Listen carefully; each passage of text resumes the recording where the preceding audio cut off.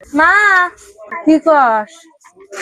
স্কুলের তাঙ্গ পরীক্ষা, তোমার তো এই কদিন কানসাম কিছুই নাই। স্যারেরা মাইলি ফিস দিবার করছে না, এডমিট দিব না। আর এডমিট ছাড়া তো আমি পরীক্ষা দিয়াম না। কি করমু, কাম টাম নাই।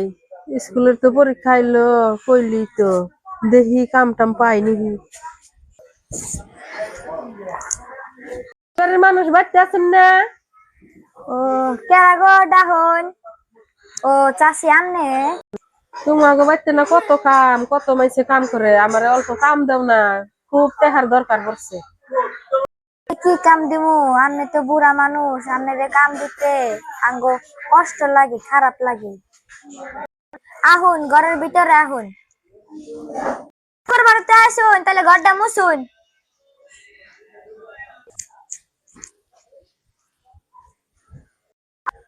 কগে দি কাম তো করলামই, পয়সা দিবা না কিছু?